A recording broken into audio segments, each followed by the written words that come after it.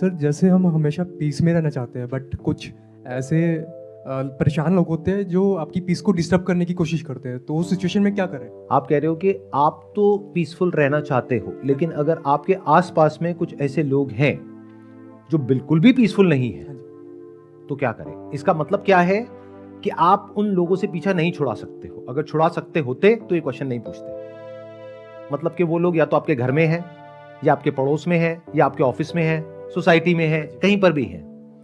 तो अगर आप सोसाइटी की बात कर रहे हो तो जितना हो सके ऐसे लोगों से दूर रहो। जैसे अगर आपको पता है कि कोई गली का कुत्ता है जो पागल हो गया है और सबको काट रहा है, तो क्या करोगे? उससे जा करके लड़ोगे? उससे दूर रहोगे। सर फिर भी वो फोर्सफुली, मतलब बुराई आया ऐसे बोलते हैं ना कि झुंड में आती है। अब मान लेते हैं कि वो इंसान अकेला नहीं है, उसके साथ में कुछ और भी लोग हैं जिनका मोटिव है आपको तंग करना, आपको परेशान करना।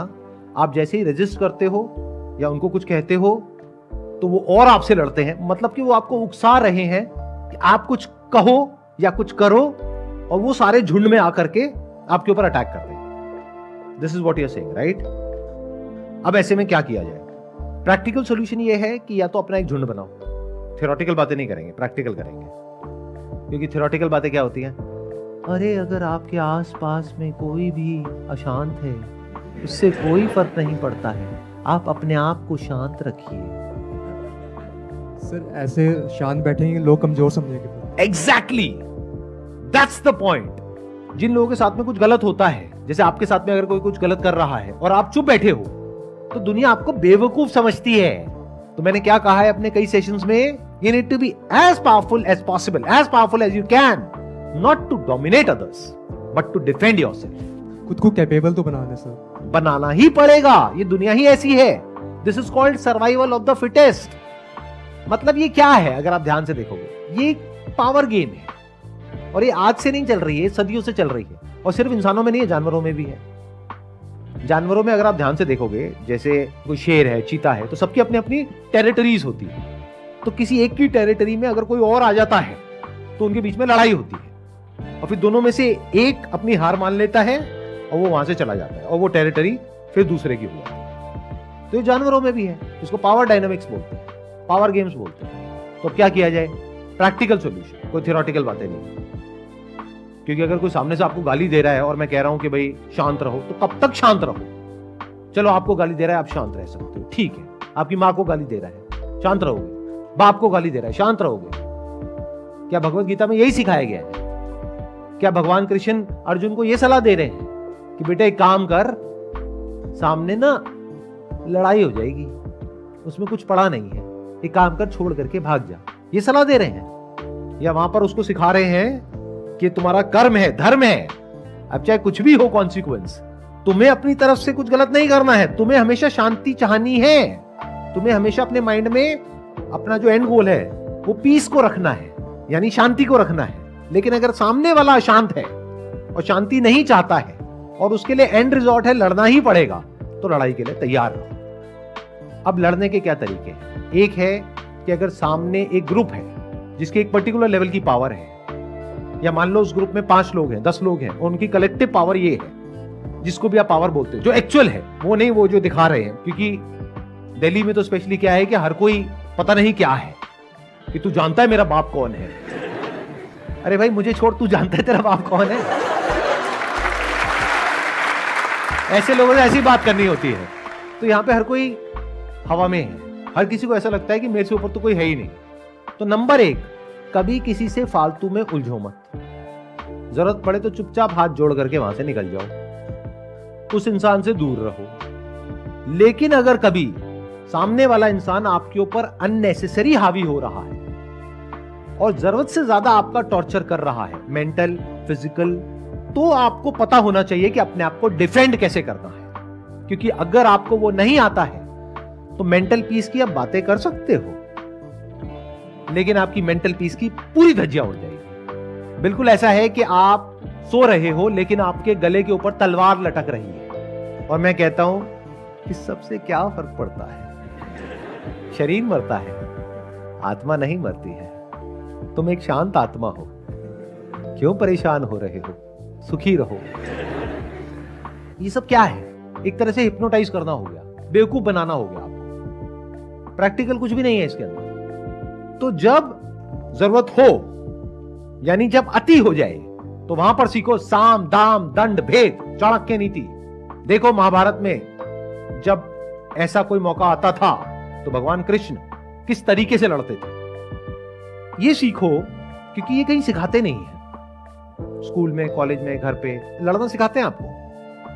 लड़ना मतलब फिजिकली नहीं, वो तो फिर भी एक बार को सिखा देंगे। साइकोलॉजिकली कैसे लड़ते हैं, कैसे सोच समझ के उसका जो वार है उससे खुद को बचाते हैं, और उसके ऊपर पलट करके इस तरीके से वार करते हैं कि लीगली आप कुछ भी गलत ना कर बैठो, नहीं तो अपने नुकसान कर बैठोगे। इन अदर वर्ड, सामने वाले ने आपको भड़काया और आप गए, आपने पत्थर उठाया, ले आके उसके सर पे मार दिया गुस्से में, उसके बाद में पूरी जिंदगी जेल में बैठे हुए, क्या फायदा हुआ? नुकसान किसका हुआ? उसको तो कुछ देर का दर्द हुआ, उसके बाद में राम नाम सत्य है, बट आपका तो पूरी जिंदगी भर का काम हो गया। सर इस केस में ये सोचे कि जितना वो फोर्स लगा रहा ना, चाहे फिजिकली, उससे थोड़ा अधिक लगाओ, बट उसको भी नुकसान ना होए और वो समझे कि पावरफुल है। ये गलती कभी मत करो। अगर वो फिजिकल फोर्स लगा रहा है तो आप साइकोलॉजिकल फोर्स लगाओ। अब मैं आपको एक बहुत मजेदार बात बता रहा हूं, हर इंसान की कोई ना कोई कमजोरी होती है, उसको बोलते हैं दुखती हुई नस, वो समझना होता है। तो इतने बिजी मत हो जाओ ये सोचने में कि वो मेरा क्या बिगाड़ सकता है, नहीं तो आप कहां चले जाओगे? आप फियर की एक ऐसी साइकिल में ट्रैप हो जाओगे जिसको एंजाइटी कहते हैं। आप बैठे बैठे बस यही सोचते रहोगे कि अभी तो उसने ये किया है, अब कल ये ना हो जाए, परसों ये ना हो जाए, अच्छा वो ये ना कर दे, वो ना कर दे। भाड़ में गया वो, क्या करता है क्या नहीं करता। आप ये देखो आप क्या कर सकते हो। तो सामने वाले की दुखती हुई नस को समझो, पकड़ो और उसको थोड़ा सा दबाओ, ज्यादा भी मत दबाना। ये माइंड गेम होता है। बाहर जो है वो आप बाद में जीतते हो, बाद में हारते हो किसी भी लड़ाई में। पहले आप अपने माइंड के अंदर हारते हो और जीतते हो।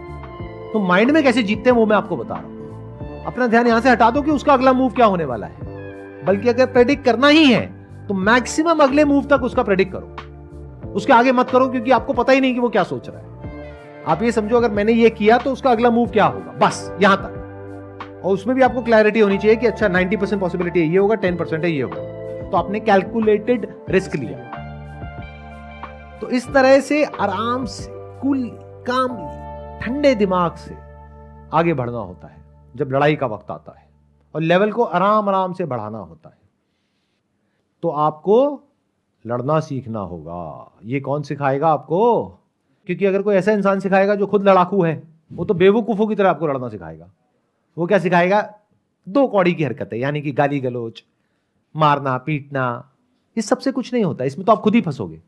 आपने मार पिटाई शुरू करी, सामने वाले ने शुरू करी, उसके बाद में गलती से कुछ हो गया, कौन फंसेगा? वो भी फंसेगा, आप भी फंसोगे। तो ऐसे काम करना ही क्यों है?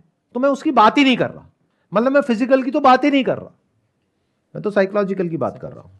अगर आपके ऑफिस में कोई है और वो आपको बहुत तंग कर रहा है, तो there are ways of dealing with that particular situation, जिससे कि सांप भी मरेगा और लाठी भी नहीं टूटेगी।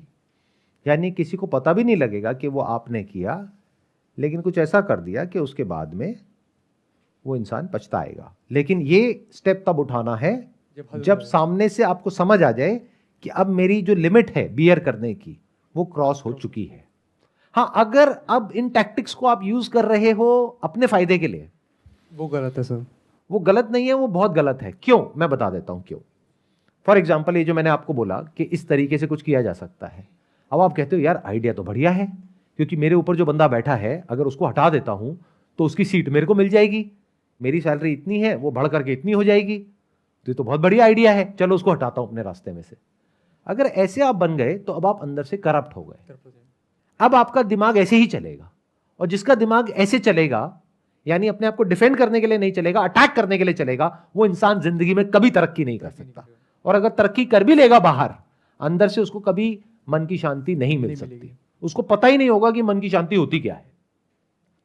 देखो, लाइफ का अल्टीमेट गोल क्या होना चाहिए कि आपको किसी तरीके से बाय हुक और बाय क्रुक थोड़ी सी और सक्सेस मिल जाए, थोड़ा सा पैसा मिल जाए, ये इंपॉर्टेंट है। ये लॉन्ग टर्म में मन की शांति मिल जाए, चाहे पैसा थोड़ा कम हो, क्या ज्यादा इंपॉर्टेंट है? मन की शांति कैसे मिलती है? और मन अशांत कब होता है? जब भी आप कुछ गलत करते हो तो चाहे दुनिया को नहीं पता है, आपको तो पता है ना, तो मन अशांत हो गया। इसको कहते हैं कर्म फल। लोग समझते नहीं है कर्म फल क्या होता है। कर्म का फल इमीडिएट होता है, बाद में थोड़ी ना होता है। जहां आपने किसी के साथ में कुछ भी अनफेयर किया, कुछ भी गलत किया, आप गलत हो गए, और जो गलत हो गया वो दुखी हो गया। जितना गलत हो गया उतना ही दुखी हो गया। सिंपल सा रूल है। और जो अंदर से जितना सही है वो उतना ही सुखी है। फॉर एग्जाम्पल, मेरी फितरत बन गई आप लोगों को बेवकूफ बना करके किसी तरीके से पैसा कमाने की, तो बाहर से मैं अपने आप को जैसा मर्जी दिखाता रहूं, क्या अंदर से मैं कभी भी सुखी रह सकता हूं? और अगर अंदर से मेरी नीयत साफ है, और अगर आप लोग मेरे बारे में कुछ उल्टा भी बोल रहे हो, तो क्या मैं दुखी होऊंगा? क्योंकि मुझे पता है ना मेरी नीयत साफ है। तो नीयत बहुत बड़ी चीज होती है जिंदगी में। अपनी नीयत हमेशा साफ रखो। तो अगर जो भी मैंने अभी तक कहा उसको मेरे को सम अप करना हो अपने मन को शांत रखने के लिए, तो वो क्या है कि इस दुनिया में you can not afford to be weak. जो कमजोर होगा ये दुनिया उसको इस तरीके से तंग करेगी कि वो इंसान की जो हालत है वो बद से बदतर होती चली जाएगी। यानी कि अगर आप मेंटली कमजोर हो तो बाहर के लोग तो छोड़ो, आपके अपने घर वाले ही आपको नहीं छोड़ेंगे। मेरी बात ध्यान से सुन लेना। सुनने में थोड़ी सी अलग है वो जो आप मॉरल साइंस की बुक्स में पढ़ते हो, क्योंकि वहां पे बहुत ही लीनियर तरीके से कुछ बताया जाता है। अगर आप अपने माँ बाप की सेवा कर रहे हो तो आप अच्छे बेटे हो, नहीं कर रहे हो तो बुरे बेटे हो। अच्छा, अगर माँ बाप किसी बात को ले करके बार बार आपको बोलते चले जा रहे, उसको सुन करके आपका जो मेंटल बैलेंस है वो खराब हो रहा है, तो कौन सा वो पॉइंट आएगा जब जा करके आपको पलट करके जवाब देना है, और क्या देना है नहीं देना है। इनफैक्ट अगर आप महाभारत को ध्यान से समझोगे, भगवत गीता को ध्यान से समझोगे, तो लड़ाई कभी भी दूसरों से नहीं होती है, अपनों से होती है। अर्जुन इतना ज्यादा कंफ्यूज नहीं था, उसको भगवान कृष्ण ने जान करके कंफ्यूज किया, नहीं तो जरूरत नहीं थी। भगवान कृष्ण अर्जुन को यह भी बोल सकते थे कि भाई यहां पे तुम लड़ने के लिए हो, लड़ो, अपना क्या फालतू की बातें कर रहे हो। भगवान ने क्या किया, रथ को ले जा करके सामने बीच में खड़ा कर दिया और कहा ये देखो, ये सारे तुम्हारे अपने हैं जिनको तुम्हें मारना है। उसके हाथ कांप गए। जिंदगी में जो सबसे बड़ी लड़ाइयां होंगी ना आपकी, वो अपनों से होगी। दूसरों को तो छोड़ ही दो।